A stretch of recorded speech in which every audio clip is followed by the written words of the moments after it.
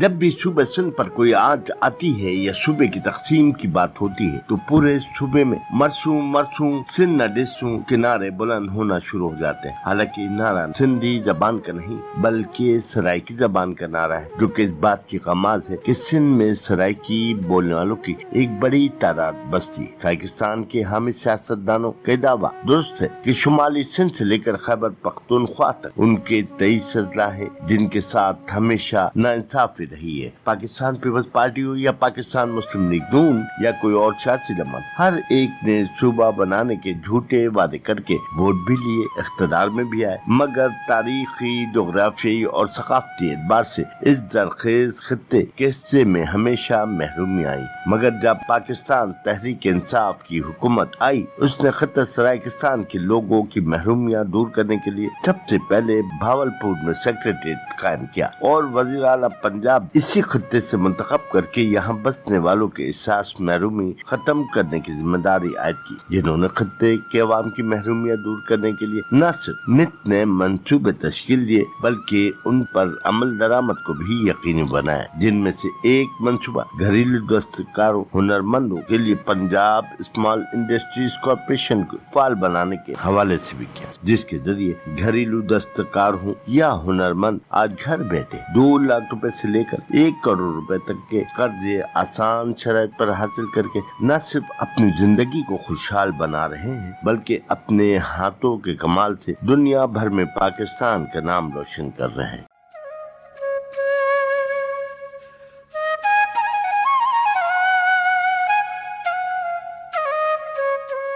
मैं हूं मुसाफिर पाकिस्तानी मुख्तार अहमद भाई जी, साथी कैमरामैन शब्बीर भट्टी के हमरा दम तोड़ती सकाफत को जिंदा करने वाले, पंजाब हुकूमत के जेर असर काम करने वाले Punjab small industries corporation Multan region के मरकजी दफ्तर में, जिसकी रीजनल डायरेक्टर अमारा मंजूर खान से तफसीली बातचीत भी करेंगे। उनसे मेरा सवाल है, मैडम माशाल्लाह आपके अदारे को देखा हमने जी। आप अपने अदारे का खुद तारुफ बयान करें और अपने हवाले से आप बताएं, आप कब से रीजनल डायरेक्टर हैं और आप किस किस टाइप के लोगों को सपोर्ट कर रहे हैं आप? जी, ये इदारा तो पंजाब स्मॉल इंडस्ट्रीज़ कॉरपोरेशन 1973 में पीसिक एक्ट के तहत बना और ये जो गवर्नमेंट का इंडस्ट्रीज़ डिपार्टमेंट है ये उसकी एक कॉरपोरेशन है।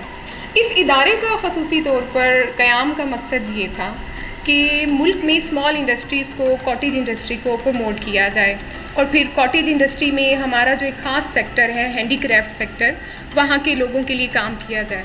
तो हैंडीक्राफ्ट बेसिकली इसको डिफ़ाइन इस तरह से किया गया है कि ऐसी प्रोडक्ट जिसको दस्तकार अपने हाथों से बनाते हैं और उसमें मशीनरी का इस्तेमाल बहुत ही कम होता है। यूँ समझ लें कि 30% कहीं ना कहीं हल्की फुल्की मशीनरी यूज़ होती है और 70% जो होता है वो हाथ का काम होता है। उसको यूनेस्को डिफ़ाइन करती है कि इसको हम हैंडमेड कहेंगे या हैंडीक्राफ्ट कहेंगे। तो हमारा जो मुल्क है पाकिस्तान, इसमें अल्लाह ताला का हमारे पर ख़ुसूसी करम है कि हमारे पास एक फोक विजडम है, हमारे पास इंडिजिनस नॉलेज है।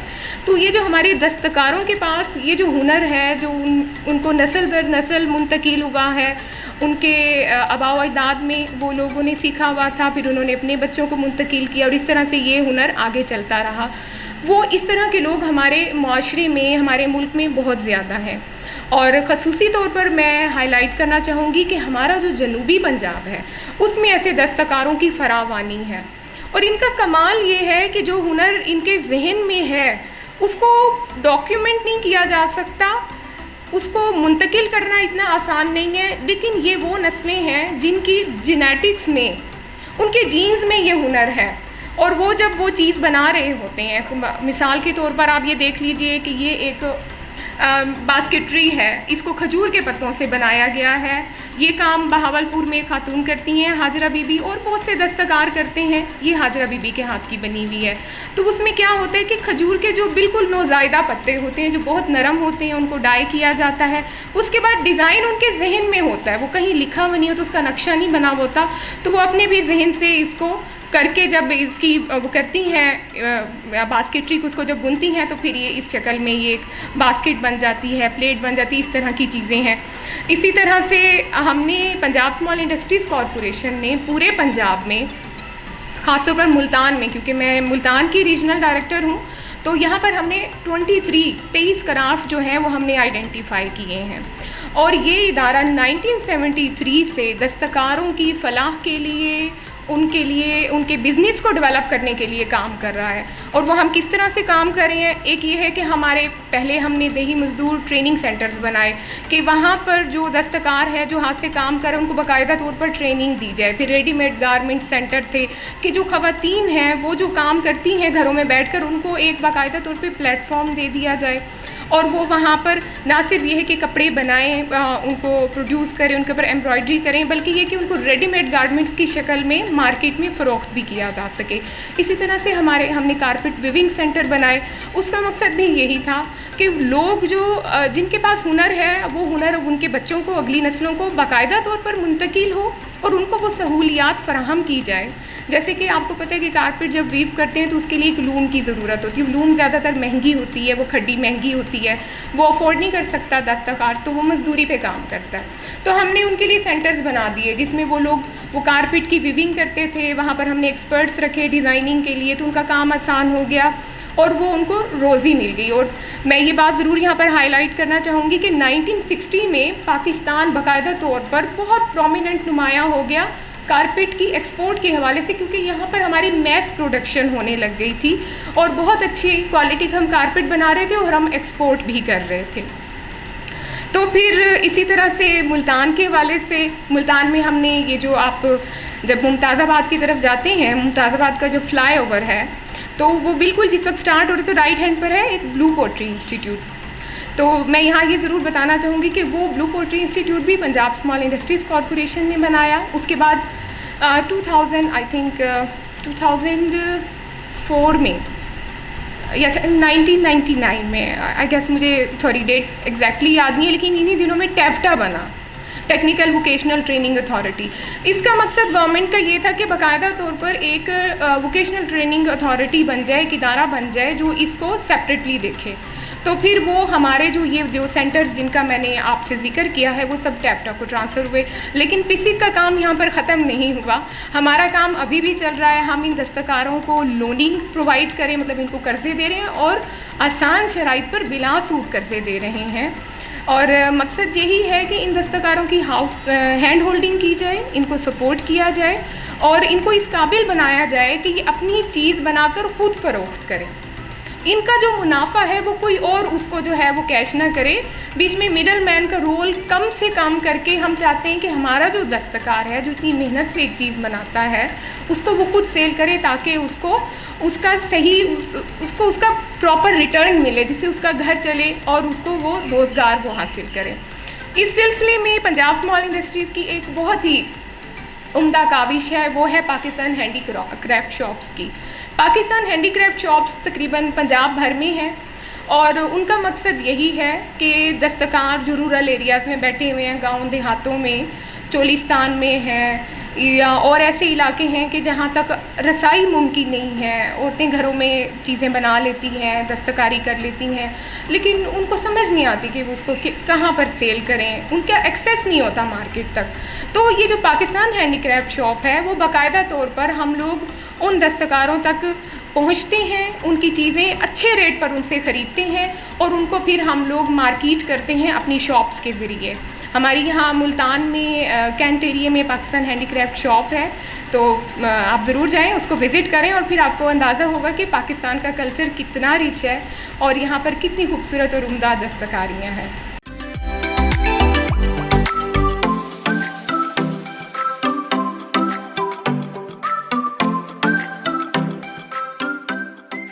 आपके इदारे की तरफ से हुनरमंदों को कितना कर्जा दिया जाता है और ये कर्ज किस तरह के लोग ले सकते हैं?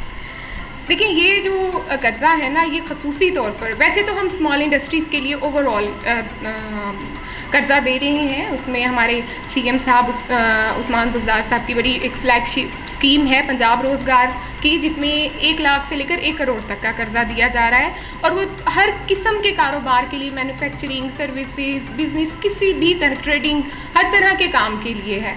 लेकिन स्मॉल इंडस्ट्रीज़ वक्तन फ़वक्तन इस तरह की स्कीम्स निकालती रहती है जो फोकस्ड होती हैं ख़ुसूसी तौर पर दस्तकारों के लिए। तो उसमें ये हमारी अभी है एक financial assistance for cottage industry, तो उसका मकसद भी वो 5% इंटरेस्ट रेट पर है और उसकी सिर्फ एक ही शर्त है कि उसमें सरकारी मुलाजिम की गारंटी चाहिए जो 14 स्केल का हो, तो उस गारंटी पे वो लोन मिल जाता है। अगर आप दस्तकार हैं, कॉटेज इंडस्ट्री के हवाले से आप कोई बिज़नेस करना चाह रहे हैं तो वो 3 लाख तक का कर्जा है। इसी तरह से हमारी एक और स्कीम है जो कि बिल्कुल इंटरेस्ट फ्री है, उसके ऊपर कोई सूद नहीं, उसकी बहुत ही मामूली सी प्रोसेसिंग फ़ीस है। वो हम 2 लाख का कर्जा दे रही हैं, वो बिला सूद है। और उसमें जो ख़ास जो एक हम लोगों ने उसमें प्रोविज़न रखी कि हमारे अमूमी तौर पर आप जब बैंक में जाते हैं तो आप कहते हैं कि जी ये क्योंकि ओल्ड एज में है, सीनियर सिटीज़न अब बन चुके हैं तो इनको कर्ज़ा नहीं दिया जा सकता। वो स्कीम हमारे उन बुज़ुर्ग दस्तकारों के लिए है कि उनको एक तरह से स्पेशली प्रोटेक्शन दी गई है कि वो जिस उम्र में चाहें कर्ज़ा ले सकते हैं और अपने काम को आगे बढ़ा सकते हैं। तो ये हमारी बेसिकली इस वक्त 3 स्कीम्स जो हैं वो ऑपरेशनल हैं और इन पे हम काम कर रहे हैं।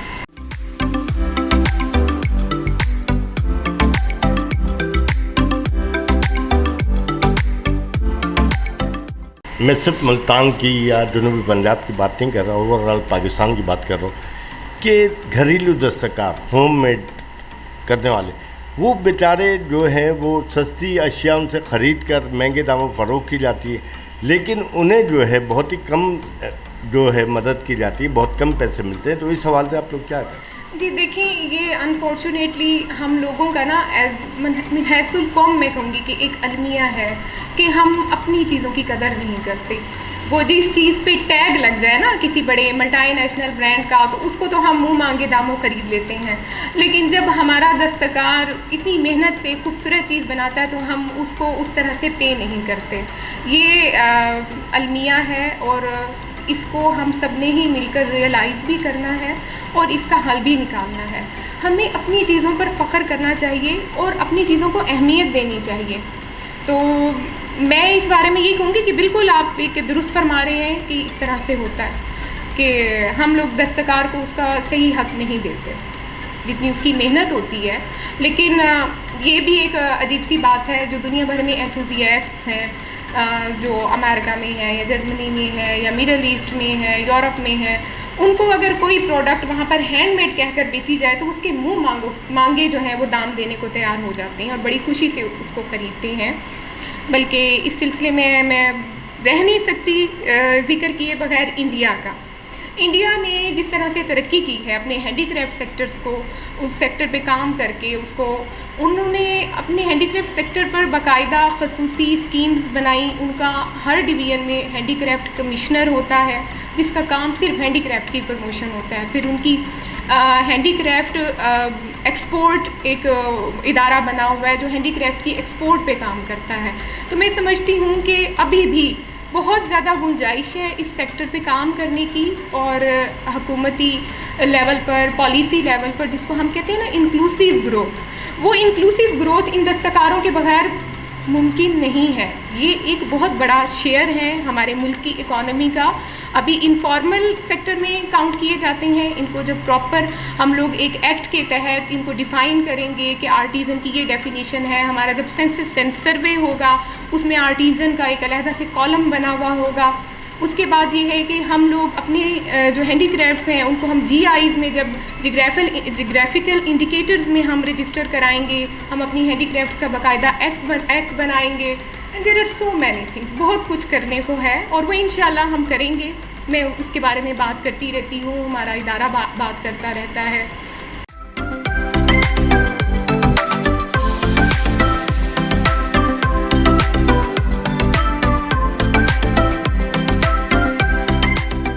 नुस्खा ये कि पंजाब, जनूबी पंजाब के मुल्तान के हैं या ब्लू पोइट्री जो है ये मोहम्मद बिन कासिम के साथ जो कारीगर आए थे वो लेकर आए थे, ठीक है।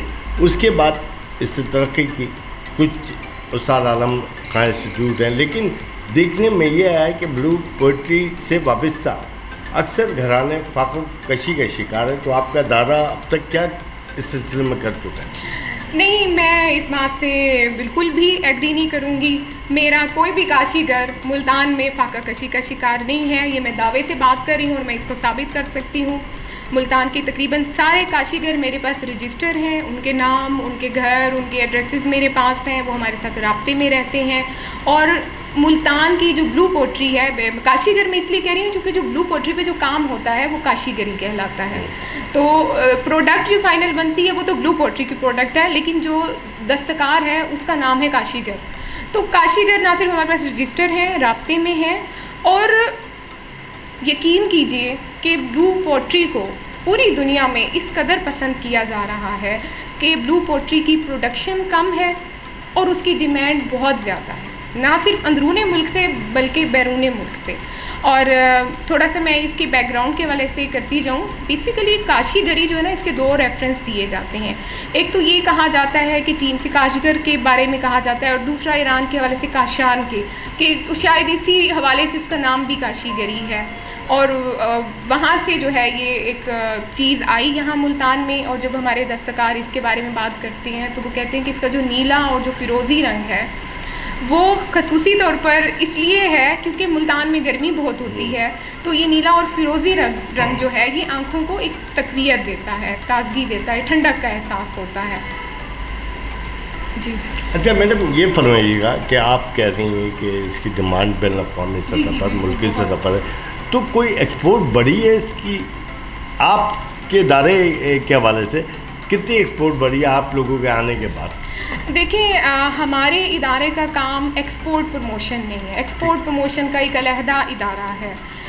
लेकिन मैं समझती हूँ कि इसकी एक्सपोर्ट पे काम करने की ज़रूरत है, हमें अपने दस्तकार को सहूलत फराहम करने की ज़रूरत है।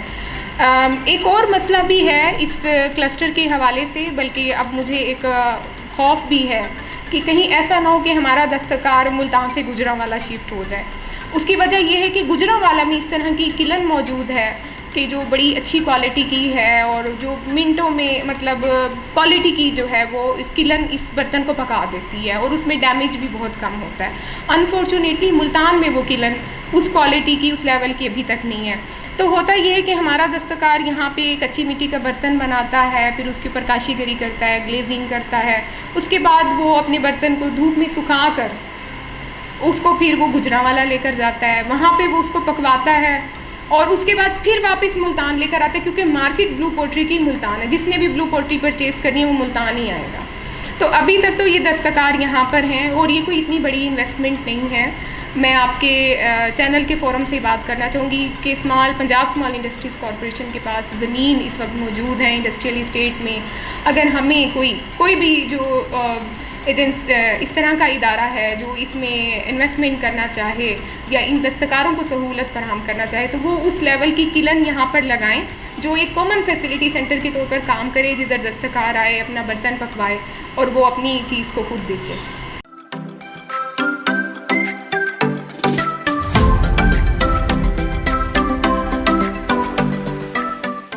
ब्लू पोट्री के अलावा पंजाब स्मॉल इंडस्ट्रीज़ और किन किन शोबों में काम कर रहा है और उसकी क्या पॉलिसी है? अगर आप दस्तकारी के हवाले से बात करें कि हैंडीक्राफ्ट में हम किन किन चीज़ों को देख रहे हैं, तो मैं आपको एक कोशिश करती हूँ कि एक तेज़ी से आपको एक स्नैपशॉट दे दूँ कि मुल्तान में खुस्सा और हमारी ये ब्लू पोट्री और कैमल स्किन के लैम्प्स ये टॉप रैंक्ड हैं, और मुल्तानी कढ़ाई भी कह कर मांगा जाता है कि जी मुल्तानी दस्तकारी के कपड़े हों या ब्लू पोट्री का बर्तन हो, या ये है कि कैमल स्किन के लैम्प्स हों या मुल्तान का खुस्सा। बहावलपुर में चले जाएं तो वहाँ की मुकेश है, वहाँ का गोटा किनारी वर्क है, और वहाँ की चुनरी बहुत ज़्यादा मशहूर है। अहमदपुर शर्किया में जो मिट्टी के बर्तन बनाए जाते हैं, ज़रूफ साजी की जाती है, बल्कि एक ज़माने में वहाँ पर कागज़ी पोट्री बनाई जाती थी। मतलब मिट्टी का बर्तन इतना नाजुक होता था कि वो बिल्कुल कागज़ जितना वो डेलिकेट होता था, लेकिन अब वो आपको सिर्फ म्यूज़ियम में मिलेगा। उसका दस्तकार अब ख़त्म हो चुका है वो फ़न, और कहीं ना कहीं हम सभी उसके ज़िम्मेदार हैं। इसी तरह से अगर आप सिलम वाली चले जाएँ फैसलाबाद के करीब, तो वहाँ पे हंड्रेड्स में क्लस्टर मौजूद है लेकर आर्ट का। वो फर्नीचर के ऊपर लेकर आर्ट का काम किया जाता है, वो भी बहुत खूबसूरत है। मैं अब उसको तफसील में जाऊँगी तो वो बहुत ज़्यादा डिटेल हो जाएगी, लेकिन उसको भी बहुत पसंद किया जाता है। उसमें लकड़ी के ऊपर वो लाख के कलर्स की लेयर्स लगाई जाती हैं, और फिर नीडल वर्क से उसको इस तरह से उसके ऊपर वो प्रेस करके वो नक्शो निगार बनाते हैं, और इस तरह के खूबसूरत वो नक्शो निगार होते हैं कि समटाइम्स आप कन्वेक्स लेंस लगा कर मुहद्दिब अच्छे से फिर आप उसको देखें तो वो आपको मतलब इतना वो बारीक काम होता है, वो फिर आप नुमायाँ होता है। इसी तरह से चन्यूट में हमारा लकड़ी का काम है, वुड कार्विंग का, वो बहुत खूबसूरत है। आप खेवड़ा की तरफ चले जाएँ, रॉक साल्ट लैंप्स बनते हैं और वो तो इस्तेमाल के लिए उनको बहुत ज़्यादा रेकमेंड किया जाता है। वो लैंप्स वहाँ हमारा बहुत ज़्यादा दस्तकार है। इसी तरह से लाहौर में आर्टिज़न विलेज हमने बाकायदा इस पे बनाया। वहाँ का बिंदरी वर्क है, यानी कि मेटल के ऊपर जो आप नक्शो निगार बने हुए देखते हैं वो दस्तकार एक काम करता है और समटाइम 15-15, 20-20 साल लग जाते हैं एक बर्तन पे ही, और एक ही उस पर वो काम करते करते वो इतना खूबसूरत काम होता है। उसको भी हम लोगों ने सपोर्ट किया। वो जो दस्तकार ख़त्म हो रहे थे उसको हमने दोबारा से उनको वापस लेकर आए, उनकी हौसला अफजाई की, उनको कर्ज़े दिए, उनसे काम करवाया। विहाड़ी में हमारे इस वक्त एक वो भी मैंने मतलब तकरीबन आप यूँ समझ लें कि कोई 300-400 हमारे पास वहाँ पर दस्तकार मौजूद हैं जो हाथ से जूते बनाते हैं। एक तो खुस्सा होता है ना जो लेदर से बनता है, इसी तरह से वो हाथ से शू मेकिंग करते हैं। वो बहुत बड़ा क्लस्टर है वहाँ पर मौजूद है। और there are so many things, मतलब मैं बताने बैठूंगी तो शायद शाम हो जाए। यकीन कीजिए कि इतने ज़्यादा क्राफ्ट हैं हमारे पास और हमने एक एक क्राफ्ट को पिक किया है और फिर उनके मसाइल को देखते हुए उसके मुताबिक हमने आर्टिज़न विलेज बनाए हैं। एक हमारा आर्टिज़न विलेज इस वक्त लाहौर में है, वो अल्हम्दुलिल्लाह बड़े अच्छे तरीके से काम कर रहा है। इसी तरह से मैं बहुत कोशिश कर रही हूँ कि मुल्तान में एक आर्टिज़न विलेज बन जाए जिसका काम ही ये हो कि promotion of local culture and craft, देखें कि वो किस वक्त पाया तकमील तक पहुंचता है। एक हमने आर्टिज़न विलेज बनाया है टेक्सला में। टेक्सला के बारे में जैसे कि आपको पता है कि बहुत पुरानी तहज़ीब है वहाँ की और वहाँ का गंधहारा आर्ट बहुत मशहूर है। तो हम लोगों ने उसमें यह है कि वो जो वहाँ का उनका ब्लैक स्टोन होता है उसके साथ वो पहले तो वो बुद्धा के वो बुत बनाते थे और वो सारा था, तो वो उनकी नस्ल दर नस्ल वो हुनर उनमें है।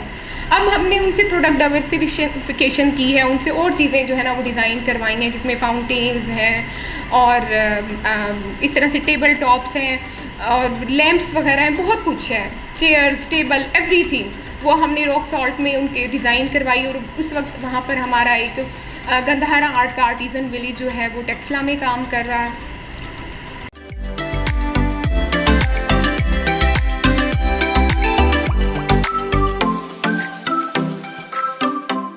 मैम ये फरमाइएगा कि आप अपने इंटरव्यू के आखिर में वो दस्तकार जो कि आप अब तक आपके दार से दूर है, वो किस तरह का करीब आया और उनको पैगाम क्या देंगे आप?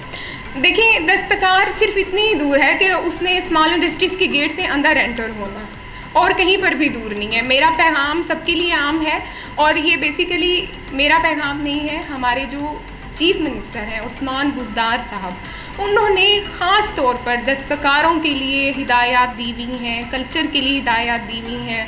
अभी मैंने एक डॉक्यूमेंट्री भी बनाई ब्लू पोट्री की, तो उसमें भी ये था कि उनकी तरफ से खसूसी डायरेक्शंस थी कि आर्ट एंड क्राफ्ट को हाईलाइट किया जाए हर सूबे में, हर जगह पे, तोनसा में, रुझान में, हर जगह पे हम लोग वहाँ पर अपने हैंडीक्राफ्ट डेवलपमेंट सेंटर्स बना रहे हैं और हम काम कर रहे हैं। तो दस्तकार तक तो हम खुद पहुँचने की कोशिश करते हैं और अगर कहीं पर कोई कमी रह गई है तो मैं उसके लिए फिर माजरत खा हूँ। ये फिर अब आपको रोल प्ले करना पड़ेगा मीडिया चैनल्स को। देखिए, सबका हिस्सा बनता है इसमें हमारे प्रिंट मीडिया का भी रोल बनता है, इलेक्ट्रॉनिक मीडिया का, सोशल मीडिया का। इस पैगाम को आम करें, दस्तकार हमारी पहचान, इस नारे को आम करें कि दस्तकार हमारी पहचान। देखिए, हमारे पास जब बाहर से कोई आता है ना, जब हमारे पास मेहमान आते हैं, फॉरेन डेलीगेट्स आते हैं, डिग्नेटरीज आते हैं, तो उस वक्त ना हम उनको मॉल्स दिखाकर, अपने प्लाजास दिखाकर इम्प्रेस नहीं कर सकते। ये तो पूरी दुनिया में है। तो हमारी पहचान क्या है? वो तो हमारा दस्तकार है, वो हमारा सकाफती विरसा है। इसको प्रमोट करें और इसको पहने, इसको ओढ़ें, इसको बरतें, इसको इस्तेमाल करें। ये आपके घरों में नज़र आए। आपने क्यों छाबी को छोड़ दिया? आपने क्यों मिट्टी के बर्तन को छोड़ दिया? आपने क्यों इसको हैंडलूम के जो बना हुआ कपड़ा है उसको क्यों छोड़ दिया? जब आपको डॉक्टर कहता है कि जी ये जो आर्टिफिशियल डाइज़ हैं ये अच्छी नहीं है, केमिकल डाइज़, तो फिर आप कहते हैं जी मैंने नेचुरल डाई का जो है वो कपड़ा पहनना है। या जब आपको ये पता चलता है कि जी ये दूसरा कपड़ा जो है सेहत के लिए अच्छा नहीं है, स्किन के ऊपर आपको कोई एलर्जी होती है, तो फिर आप कहते हैं हाँ जी मैंने हैंडलूम का बना हुआ कपड़ा पहनना है, मैंने खदर पहननी है। तो ये तो हमारी ओरिजिनल चीज़ें हैं। जब आपको पता चलता है जी जब मिट्टी के बर्तन में पानी पिया जाए तो वो वैसे ही बाकायदा तौर पर वो स्टेरिलाइज हो जाता है, वो हाइजीनिकली बहुत अच्छा है, तो फिर आप उसको इस्तेमाल करते हैं। तो अपनी शनाख्त को पहचानो और इसको अपना लें।